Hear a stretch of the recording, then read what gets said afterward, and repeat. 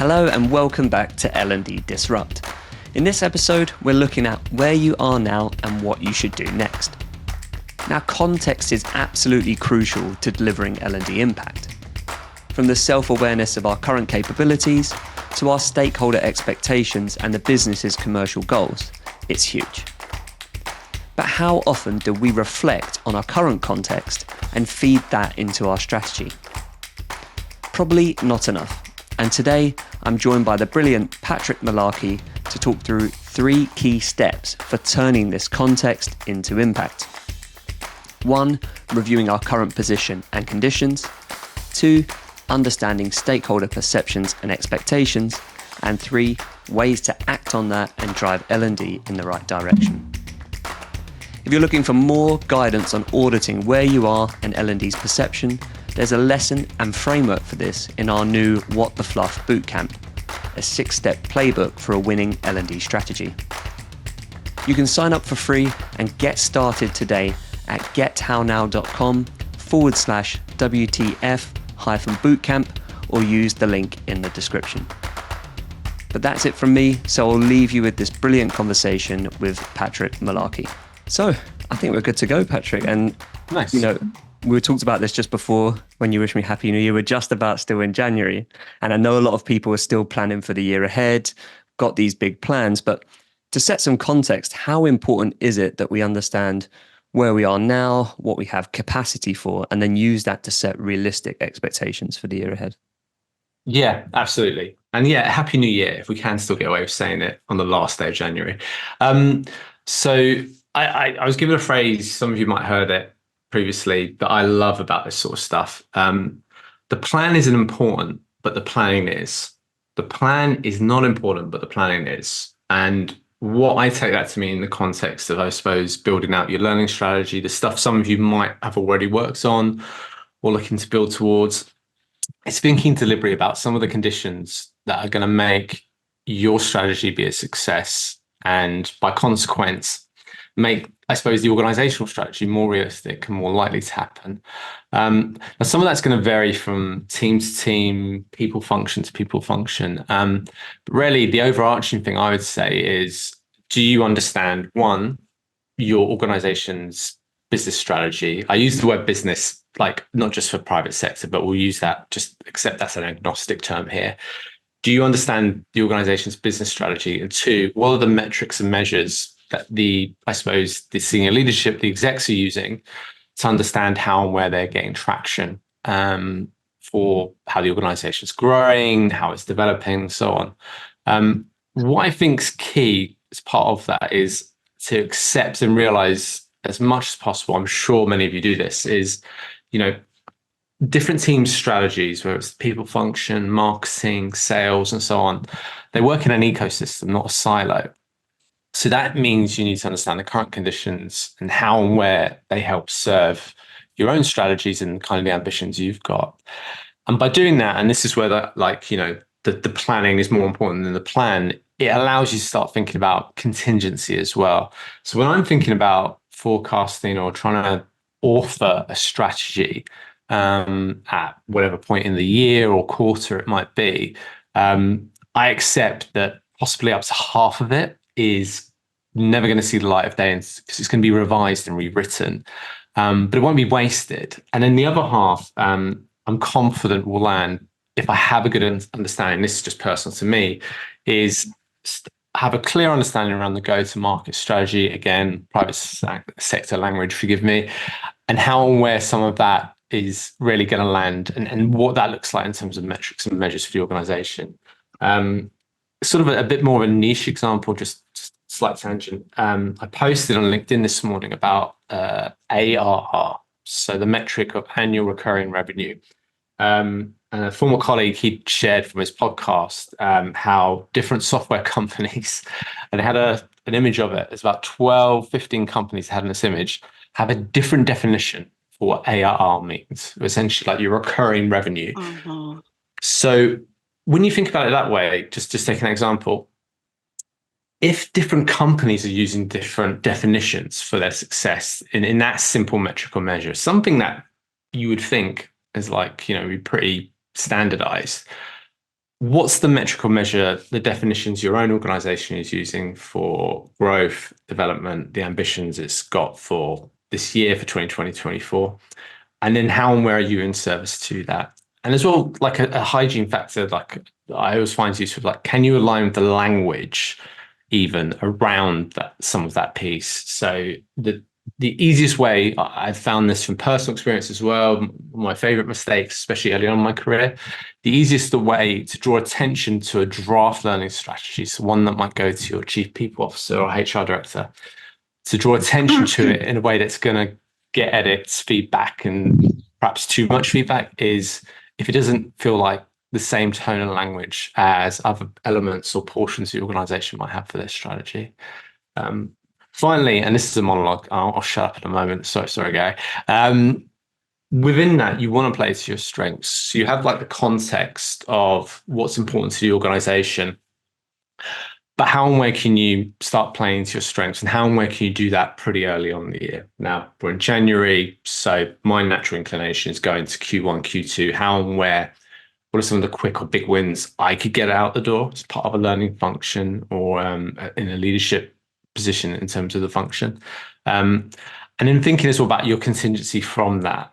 I mentioned it earlier around there's instances and conditions that you can't expect, and you'll rewrite some of your strategy. You won't get a chance to live some of it. Now, it doesn't have to be like a black swan style contingency, but some creative thinking is always good. Chances are you'll have to present this at some point to be signed off with the leadership within the people function.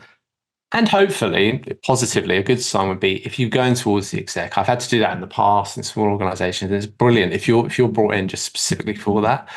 But it is going to be a bit being amongst the crucible in terms of like, actually, you're going to have to be thinking about contingency. The simplest and easiest mistake to make is that actually this strategy has been reviewed, it's edited, it's good. And then you bring it to a new audience and it gets pulled apart. So, and we'll talk about this ad nauseum during this session. Communicate, communicate, communicate. And whatever draft format you've got for your strategy, your ambitions for 2024, circulate them around the organization so you can get a sense of how they're landing, how they align. I'm going to get a sip of coffee now and let everyone else and let Gary speak. No worries. Yeah, I really like that. I mean, the big thing for me is that one, your strategy doesn't exist in a silo. And actually, I think that unpicking that gives us a good order to follow, because I think sometimes we can even do too much preliminary planning before we get the context from other people.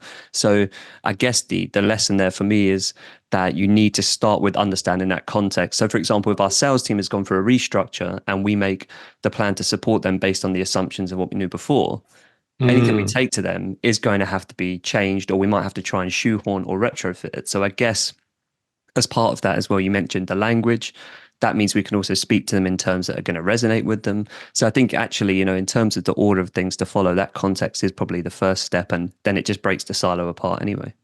Yeah, absolutely. And the good thing is as well, when you start doing that, is it can feel like a blank canvas or a bit kind of smoke and mirrors initially, but when you start to map it out a bit, there's certain milestones and signposts during a year that actually help naturally encourage those conversations. So if we take sales as an example, likelihood is you'll see it on LinkedIn. Some of you within the own organizations at the moment, and just in general, there's sales kickoffs happening everywhere at the moment for organizations, especially in tech companies. But then there'll be a natural cadence. They'll all have probably in the go-to-market function quarterly business reviews that they'll be using not just in terms of their own strategy, but to assess performance, frankly, of their teams. Separately, your R&D or like your, I suppose, general corporate services, they might use the more mid-year, end of year, the more static reviews. If you start kind of, I suppose, anchoring in those timelines, because they're natural cadence for the organization, you're like, okay, wait, the organization is creating context itself at those points, and I, as well as a stakeholder, will be doing that. Those could be natural signposts and I suppose stop signs or giveaways in the UK, to use a motoring metaphor, to actually say, wait, hang on, how and where are we landing? How are we progressing? And then you can revise and revisit that context that you've perhaps gradually built out over the start of the year. There's also like, to get really granular, I'm not going to teach people to suck eggs here. You'll do this already. Like there's all sorts of like frameworks around like SWOT, PESTLE, and so on you can use.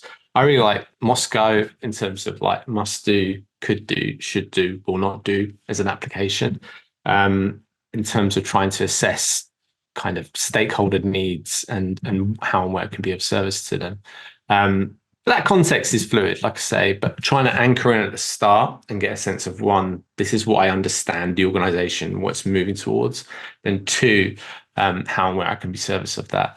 Final point, and this is just on that context piece, this is just specific to me. So you might hear this and be like, oh, Patrick, no, I'm not doing that. That's all good. But I wouldn't necessarily I wouldn't necessarily rely on getting that information secondhand via your HR business partner or director or stakeholders. What I mean by that is there's a specific lens sometimes in those interactions, and also those teams within the people function have their own needs and strategy that they've got to fulfill. That actually you might not get to the nub of what you need to understand around learning gaps or opportunities. And wherever possible, try and get front and center of a stakeholder. And if not, the exec, the VP of the area you want to speak to, the next in line, next in command. And I would always frame it to say, I have an understanding of your context or needs via my partners in the people area. But I want to deep dive. How can I help solve more of your problems? Who's going to turn down that meeting? Someone coming to you and saying, I want to help solve more of your problems and get a better understanding of your part of the business. That's showing a sense of allyship in terms of trying to work with them as well. And it builds your reputation too, in terms of being a trusted advisor and wanting to work with them as well. Yeah, I can totally empathize from a marketing perspective. There's no substitute for speaking to customers or Yeah. prospects or hearing how they phrase things, because every layer of communication it goes through gets subjectivity, it gets bias. So, and completely agree with that. And you made me think of another thing there about strategy timing. So you mentioned the sales kickoff might be happening now, and we might have been planning since January, but we're probably often a small team catering to a lot of people, and if they're not ready to strategize now, or they've not done the parts on their end to be able to give us the effective context, that could really influence our approach in terms of, well, we don't need to work with this team now, but this team is ready. They've defined their problems and their stuff for the year ahead. So I suppose context also comes to whether other people are ready to strategize now or ready to have that conversation with us, and maybe having that. Yeah. Yeah. And I'd say on that point, you just gave me a thought. It's like, okay, if someone doesn't feel ready, but you perhaps could do with more information or their business area, some more output, how can you help them be ready? Some of the best relationships, working relationships I've had with functions have come about from the genesis of it. The initial start has been, what's your strategy? What are you doing? Well, it's there's elements of it documented, but we're aligned on this and that, but we're working on that. Great, cool. Can I help? Perhaps could I run a discovery session with some of your key leaders? Could we bring some of the team stakeholders together? Would that be helpful? Would that be useful if I was to run some form of dialogue amongst the teams and groups? Like it's almost, if you look at it this way, it's almost like free consulting. If you had someone turn up to your organization and say, hey, I'll take a group of individuals together, and the output will be they will have a better understanding of their needs and wants, and if they choose to align better around what your mission or goal is.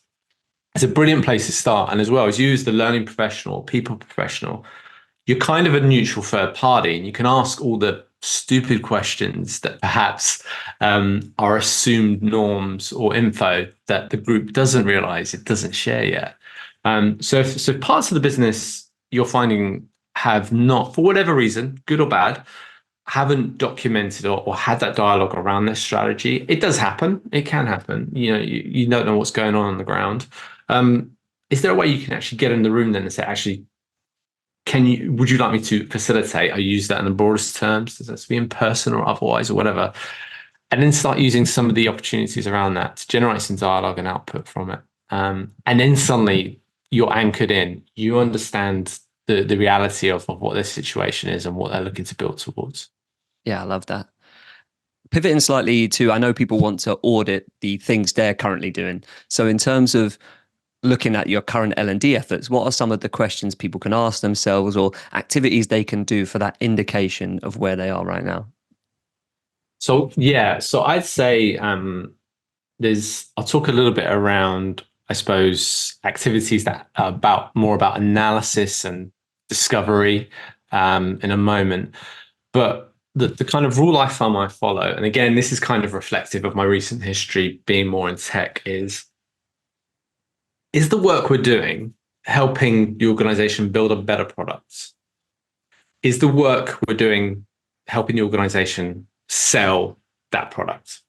Now, the reason I mention those questions up front is in the context of tech, and scale up especially, the product or service you're building out needs to be exceptional, needs to solve a problem in the market, needs to have a clear need.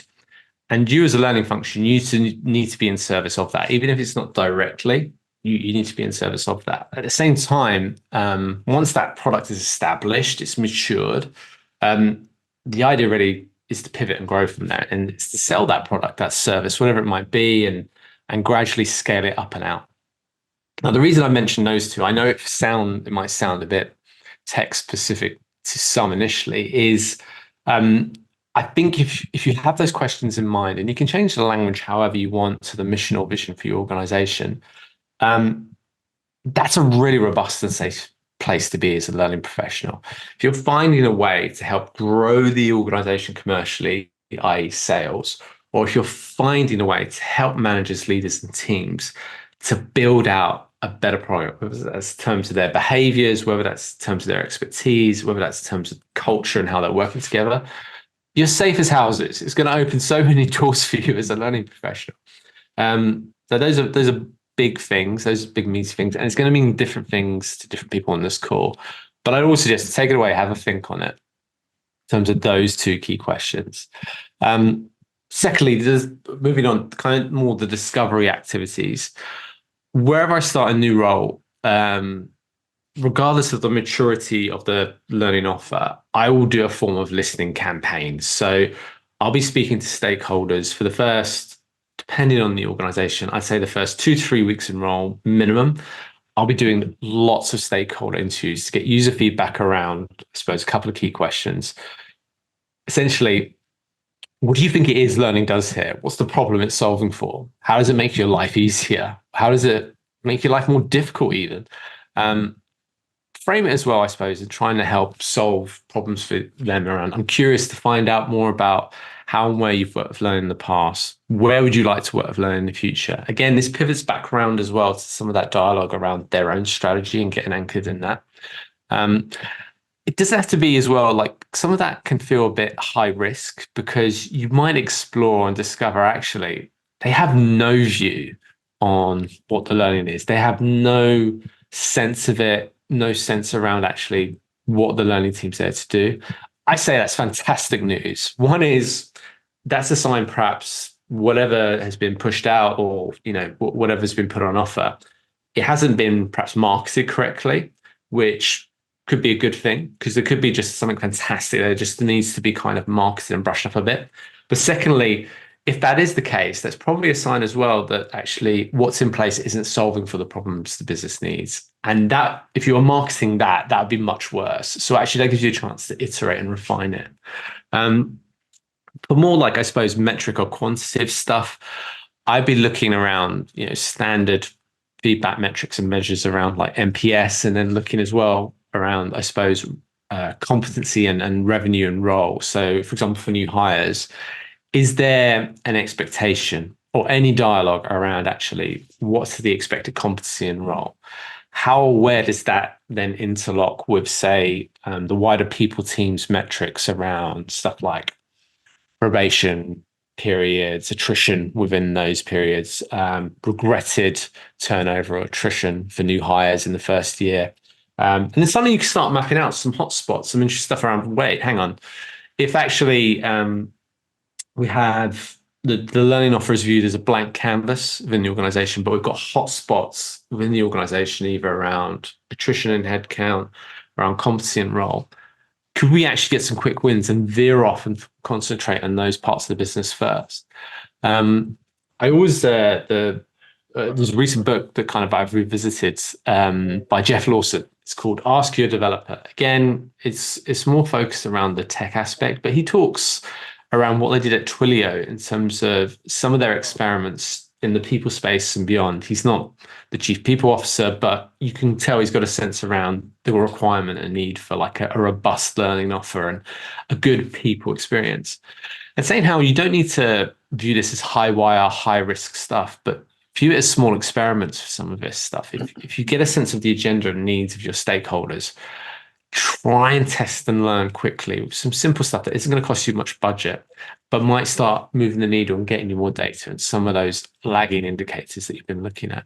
Yeah. Final thing on this, just to throw in there, if you were to pause everything that's currently offered as part of your learning offer, what would happen? This is like the kind of devil's advocate, roulette, whatever metaphor you want to use moment. I say, as part of your planning within a team, if you were to pause everything, what would happen? What would people say or do?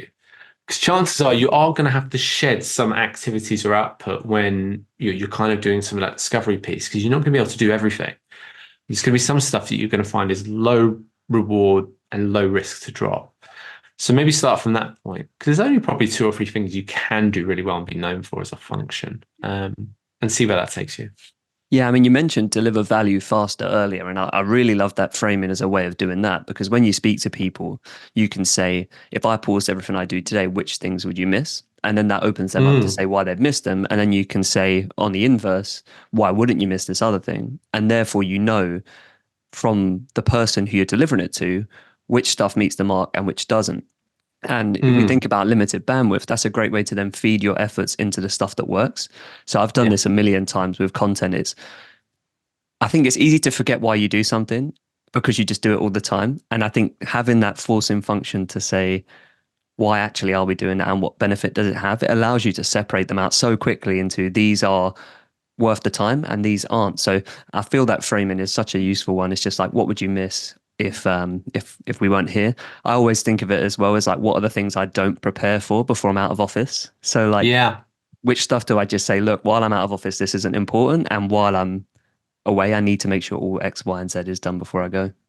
I love that. I love that. And reminds me of an example, I think it was Mercedes-Benz years ago. I don't know if they still do this. They had a thing where it was an experiment. I don't know if they implemented it full time afterwards. If people were going on holiday, if it was for a period of 2 weeks or more, in conjunction with the IT team, they set up as part of the out of offices, they said, if this is, be aware, if this is coming within the first week of the 2 weeks, this will be auto deleted at the end of the first week. So the person returning from leave will not see your message. If it's urgent enough, it needs to be actioned this week, please contact these individuals for further information. And it suddenly makes you think, oh, wait, what is so important? If it can wait more than 2 weeks, is it really that important or purposeful? But yeah. I saw someone recently post that they just deleted all of their emails that they've missed in the 2 weeks when they got back. They said if it's that important, someone else will get back in touch. So I'd love to know what side shout the screen. Yeah, who likes preparing for out of office? I always try and do everything before I go. So I'd love to know in the chat how people approach that period. Before we move on to another subject slightly, you mentioned auditing your perception and things like that. And for anyone who doesn't know about How Now or what we do, we recently released a boot camp yesterday. So it's a 6-part self-paced course where you can go from discovery to effective strategy, delivering learning experiences using tech. But one of the modules is about how you do an audit internally around perception. So I'll put the link in the chat for anyone who's interested. And if you listen to the recording, then you can find that in the episode description. So I'll do that now.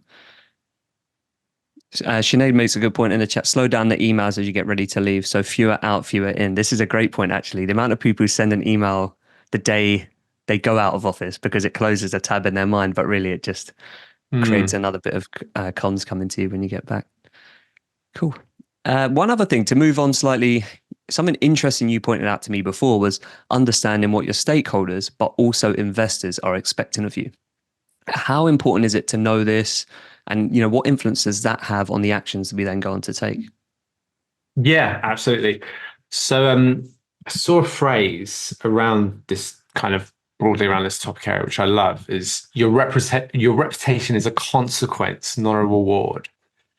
So we often hear people talk about, and you'll see at any conference, the notion, and this isn't a learning thing, it's a wider HR people thing around the notion of a seat at the table, and having some sort of, I suppose, voice at senior leadership or exec levels.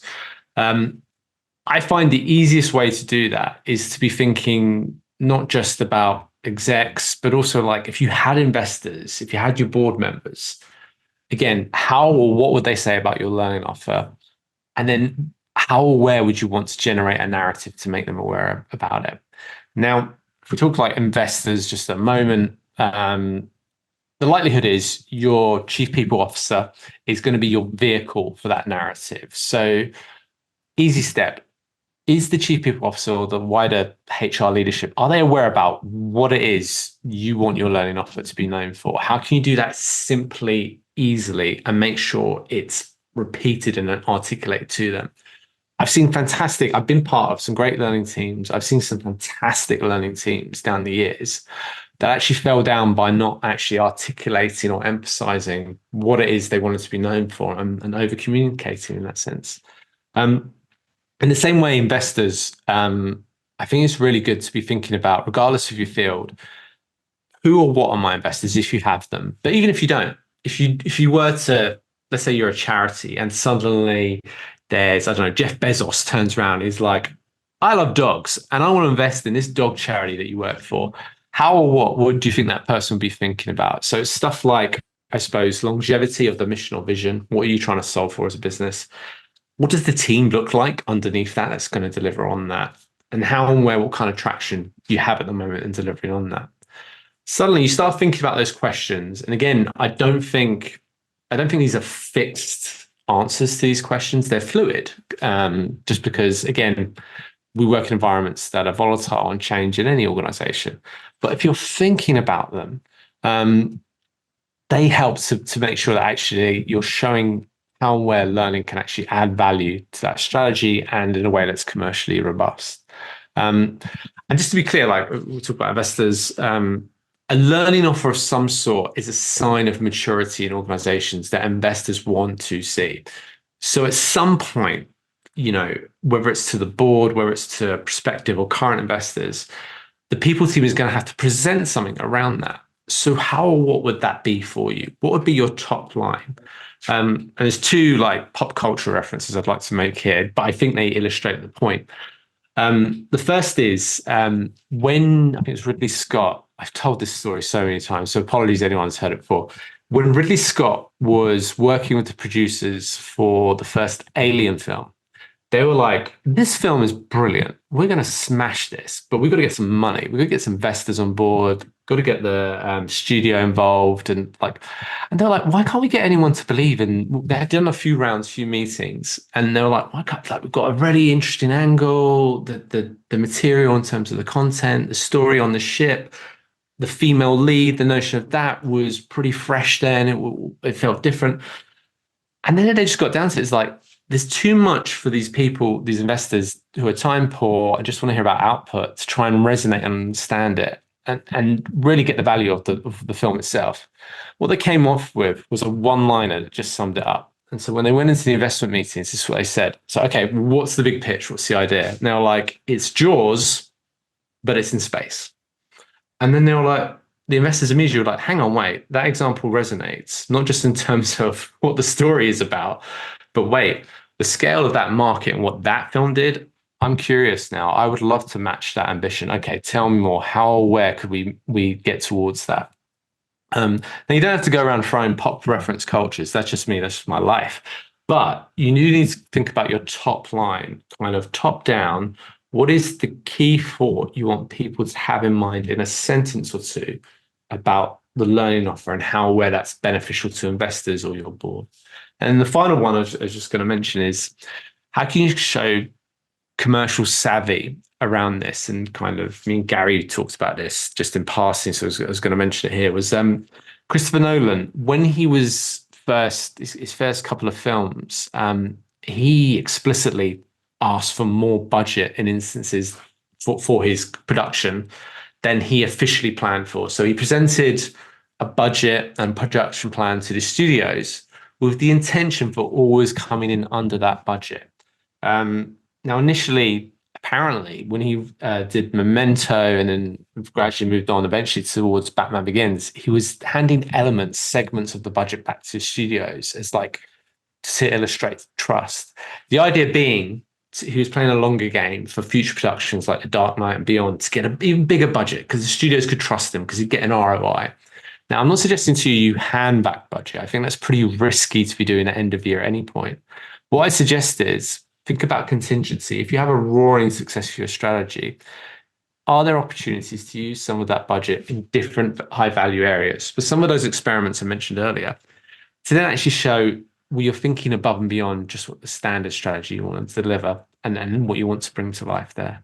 But again, just to emphasize, I think that top line with investors, leadership, the board, whoever it is, the exec, if you can't summarize simply and clearly and articulate what is your strategy almost in a sentence or two, you're really going to struggle. And that can really help unlock some opportunities for you as a learning function. Yeah. It's a brilliant framing for that in a book about internal presentations called Make It Count. And it's to include two of three things: the problem, the solution, and the impact. So for example, the problem, if we close our skills gaps, we'll be able to generate more revenue, being the impact. Or if we bring in X solution, we'll be able to get to Y impact. So I'm a big believer of that as well. And you made me think with that Christopher Nolan example, I think it's easy to fall into the trap of over-promising and under-delivering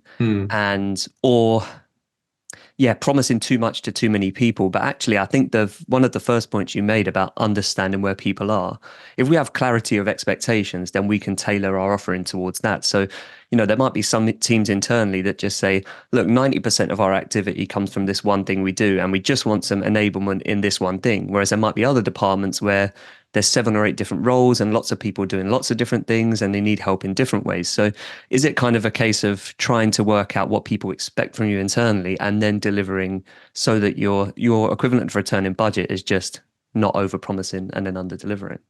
Yeah, absolutely. And I think it's interesting you mentioned about that kind of that notion of like meeting people where they're at and understanding their context. Like going back to the point I made earlier around facilitating that dialogue of people haven't refined their strategies. I was working with a sales team once, and so the context was almost, I'll just make some figures up just for the benefit of this story. Let's say there was 100 million in revenue the organization was generating. But speaking to some of the sales leaders, I had an idea around what the wider strategy was, but I couldn't get hold of like a specific stakeholder or team. I couldn't really get time with them. And it was only when I managed literally a 10-minute call with one of their AEs, and he just made a point. Look, we've got 100 million revenue as an organization. That comes from majority of that is coming from 5 customers, and our business area in this region is having to work very closely with those customers. So it's not necessarily we want to ignore or not discuss what you have in mind and how we can collaborate. It's just we don't have capacity or time. And suddenly having that context of actually, wait, it's not a personal thing, or it's not like a question around of belief around the value I or the wider learning or people function can offer, but actually practicality around actually meeting people where they're at and understanding they just don't have time or capacity beyond what they're currently facing or doing. And again, that feeds into that context. And then you can make an informed decision around behaviors, time where you spend actions from there as well. I realized with that team very quickly, not just around capacity, but as well, energy and strain. They were so critical to what they were doing to the wider business and keeping that revenue stream going. That really, until they were ready to approach us, we had to lead them to it and kind of do their own thing. Almost as like I suppose, an incubator within the sales team. But as well, the flip side is you get a chance to build trust elsewhere. If there's no point trying to build bridges with stakeholders who might be interested but just don't have the capacity or time. No, yeah, I love that. And I think it's a great segue, actually. You mentioned that example of that team. A big part of this context and understanding where to align your efforts with the business is that growth angle, or where are the commercial angle of the businesses. So, in a time like this where it's an economic downturn, it's often really important that our company remains commercially viable. So understanding what the drivers of that commercial revenue or profit are is a great place for us to say, this is where we can offer really business critical support. So I just want to get your thoughts on how we do align to the commercial and growth angle of the business moving forward. Yeah. So again, I mentioned earlier, practical point around over communicating, but as well, I think I mentioned this earlier, like language. What's the terms or the language around what metrics and success looks like? I mentioned about ARR earlier and how that term had different definitions in different organizations. Understand the key metrics and how that's defined internally, because it's going to vary in ways you perhaps don't expect. Um, and then as well, look at, I suppose, your go-to-market strategy and think about, well, what's the intent behind it and what stage are we at? This is like super high level. Do not, you don't have to necessarily quote me on this, but like if you have like a product-led growth marketing strategy, there could be three or four phases, one of which you might be in. Is it customer acquisition? Is it expansion from that? Is it conversion of said customers or specific organizations? Is it retention? Is it actually you've got a really robust, good product or service? We just want to keep retaining these people to keep turning the wheel. Um, Within that, it's just critical to communicate again. Understand where the organization is and how and where it's actually trying to move forward and where it's trying to grow. To your point around the kind of, I suppose, let's talk like macroeconomic conditions, broad brushstrokes, kind of in terms of like I'm based in the UK. Things are rough economically, if anyone's not aware here at the moment. But just because the macroeconomic conditions might be tough, it might actually, your leadership might not care. There was points over the past 3 or 4 years when one of the sales leaders or execs I was working under, he liked to, you know, hate sports ball or using sports as a quote, but one of the things he liked to borrow or say about economic conditions was like a phrase from Ayrton Senna is you can't pass a car when the sun is shining, but when it's raining, you can pass 10 or more. Point being, during a downturn, actually some sales and go-to-market teams are going to ramp up their ambition, not necessarily in terms of, growth, but in terms of retention and acquisition of other clients, customers. So even though the wider economic conditions, political, social, otherwise, whatever it might be, even if they're unstable and you might think maybe the ambition here is just to kind of retain and be a bit more, not defensive, but just try and keep things solid. The polar opposite can be the case. That actually that's a period when your senior leaders are thinking, let's take advantage, let's expand. Can we make some acquisitions? Is there a merger opportunity here? If they are thinking and talking that way, you need to be aware of that and align to it. And again, that's in conjunction with your wider people team. I've seen it. I remember vividly when I was working at Dixon's Car Phones years ago, and Phones for You went out of business over a weekend. And the reaction internally was amazing because the following week they were like, "Hey, there's going to be some fantastic people out there who are now available. Where and how would we like to expand? Is there an opportunity here to do something different?" And they kind of pivoted from there. So rather than worrying about the wider economic conditions, they were like, "Great, is this an opportunity to grow and hire some really talented people and build on that?" So get a handle not just on, I suppose, what the strategy is, the wider economic piece, but actually your stakeholders within that. Is their views or kind of are they pivoting within that context? Because things are fluid. I think that's a great point about it being fluid because things change so quickly at the moment. So being aligned to where changes are happening is really important. And like you said, maybe not assuming which parts of the business are tackling an economic downturn or a period of growth in a particular way. I saw this with a marketing example was when Mm, I worked in travel, just around the time of COVID, some companies completely scaled back their marketing team and others doubled down so that when we came out of the poor period and travel started up again, they would be the ones with momentum, visibility, all their marketing was firing on all cylinders. And they did come out well. And the ones that cut back were the ones that actually lost all momentum and they were starting from zero as demand increased at an incredible yeah. pace. So completely agree. And another company I was speaking to the other day, they mentioned that on a really simple level, they realized that they're really good at getting referrals from existing customers and not that great at generating new business. So their strategy kind of pivoted from a commercial angle to like continue working well on referrals, but we really need to ramp up the new business. And I think having a connection to where that commercial angle is going is massively important. Yeah, absolutely. And that principle actually of pivoting from like, wait, don't worry about the outbound. We've got enough inbound coming in. You might find yourself as a learning professional, people professional in that case, in that kind of mindset in the organizations you work in as well. And again, just for emphasis, like I don't like using sports quotes. I hate F1, but that Senna example that he gave of no one can overtake when the sun is shining, when the market is growing and everyone's doing well. It's very difficult to make big gains very quickly. But when it's raining and things are uncertain, if you've got a sense of direction and how to get there, you can move rapidly, really quick. And like you say, to your point, there's downturns, but there's always going to be some sort of upturn at some point. Are you ready to take advantage of that and move forward? 100%. Two things. We're going to get to the Q&A very shortly. So if you have any questions, do drop them in the chat. And then also great to see some people offering each other advice in the chat. So if you want to drop your LinkedIn links in the chat to connect with each other, it'd be great to connect with as many of you as possible. And I'm sure Patrick would like to as well. Yeah, please. So to make sure we have time for this Q&A at the end, I'm just going to ask you one last question, which is to dive in a bit more into this, how we can scale our offer a bit more, or maybe take more of a tiered approach based on where we are now. And with that in mind of, what we said earlier, different parts of the business need different support. Some things we do now will have more impact. Some things take time. So open question to you on that one. Yeah, so I'll try and keep it tight because I've waffled a lot and I know you might want to do some Q&A at the end. If you want to scale your offer, I would think very deliberately around, I suppose, what are the 2 or 3 things that, I suppose, first of all, what's your overarching like mission or vision? That one sentence, the jaws in space moment. What do you want the learning offer to be known as?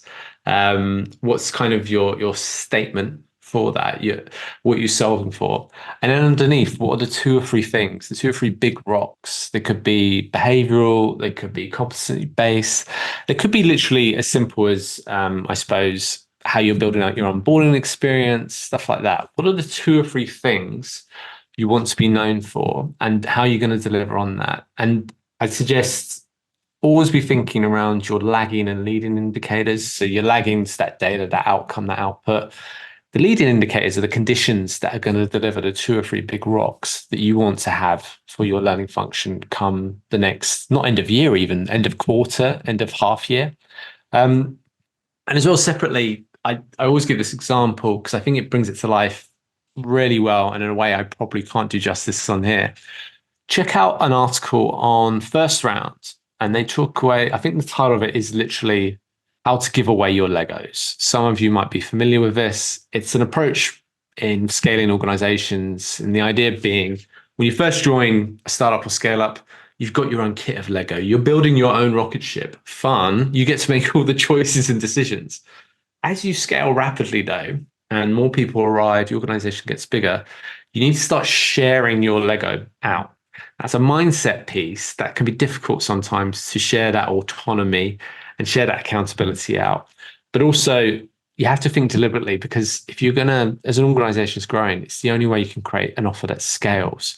So how and where can you share your Legos? So I'd say to someone, if anyone's in that position on this call, go check out that article by First Round. I might try and dig it out just before we get into Q&A here. But it brings to life kind of how you scale that offer in a way that allows autonomy for your stakeholders to own aspects of what you've got in mind. So yeah, just to repeat, I suppose, look at how you kind of the 2 or 3 things you want to be known for. So your tiering of your offer, how and where you can scale it out by giving people autonomy, i.e. giving away your Legos. And finally, I've repeated it enough, but one last mention of it. What's that one liner that feeds into those 2 or 3 big rocks? What's the statement you want to be known for? Cool. I mean, Karen has already shared the link in the chat. So beautiful. I will give that a read because I've not heard of it and before. I think that point about what you want to be known for is interesting. It leads nicely to a question from Paul, which is what do you think the biggest misconception of L&D is? Speaking with the non-L&D hat on, before I worked in L&D, my own experience with L&D was as a learner in a company. And I don't even know if it's a misconception, but I think what I saw was a lack of awareness of what it's there to do, or any knowledge about Mm, the mission of L&D, or clarity around what it's there to bring to me as a individual contributor in a business. So I think on a wider level across a lot of companies, it's not even a misconception. It's just a lack of awareness of what they're there to do. And I think that comes from the touch points, typically for the average employee in big companies, it's just, can you spend your learning budget? Here's some mandatory training. And these were often my two big touch points. So don't know if it's a misconception, but I certainly noticed that when I was pre L&D, because I worked in yeah. marketing before. And Yeah.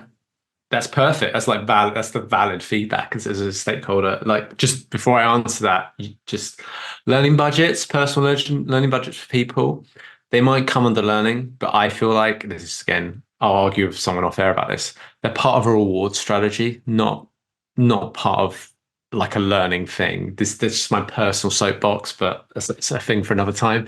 Um, I think, like, was the question the biggest misconception? Yeah. Yeah, that was it. Yeah.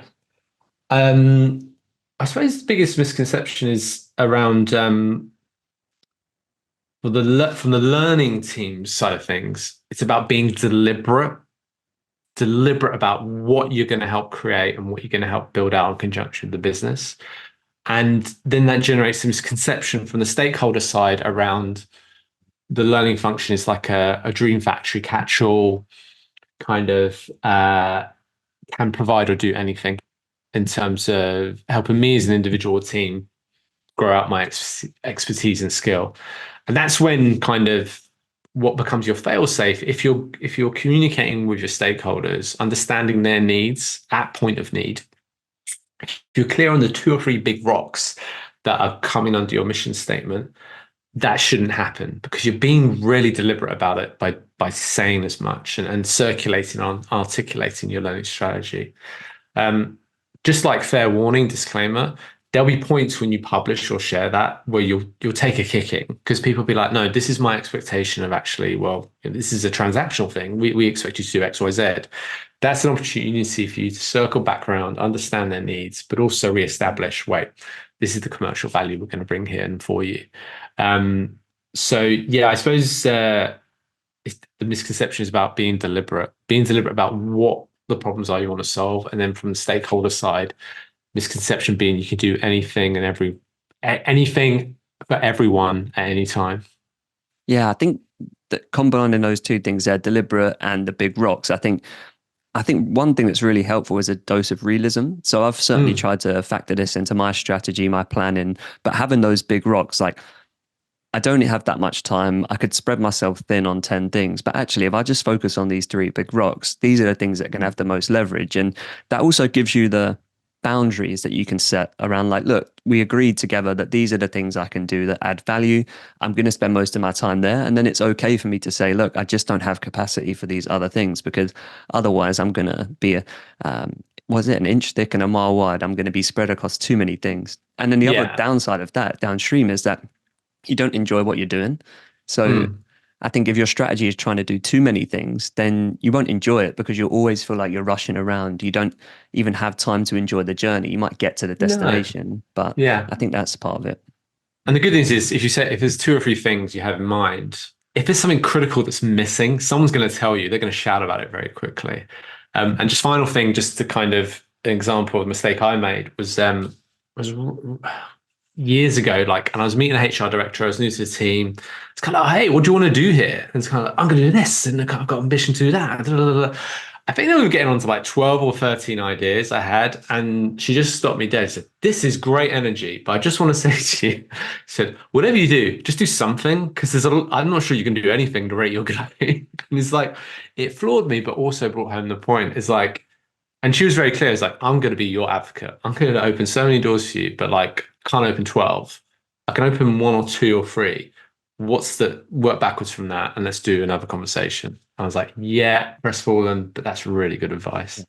Yeah, I think that's it. It's channeling the enthusiasm in the right way. Someone asked me recently for advice on like how they would approach a content strategy, joining a new company. I just said, find out the things that work now and try and see if you can scale them. Find out the things Yeah. that are untapped opportunities and try and do more with them, and find out the things that waste time and try and do less of them. And Yeah. like, I think that simple guiding principles are I love just, Helen's comment. I've just yeah, seen it about the it's like the excitable puppy puppy syndrome. syndrome. Yeah. It's a great way to do it. I think it is, though. I often see this with it's marketing, it's L&D, it's a lot of teams that really the enthusiasm to have an impact kind of fast tracks you through that stage where you're finding out all the context and you're really getting the problem discovery right, and you're making sure you understand people's perception of you before you take action. So I really hope people will use some of the principles you shared here to kind of dial back the puppy syndrome and really get to the net, like the real core of the context before moving on. Yeah, and just to build on that, like these are not rules, these are just experiences and lived experience and principles. So if you're finding some of this stuff, actually, I don't think that would work in my org or what you're suggesting, don't use it, don't do it. But hopefully there's something that's kind of encouraged an idea or kindled something. Yeah. So yeah, I hope it's been useful. Yeah. No, I think that's it. It's the context, isn't it? Like there might be something within the principles we've discussed that can be applied. There might be things that just feel far too removed, or, we just don't have the bandwidth for those sort of things. But yeah, hopefully there's a lot of great advice in there for people.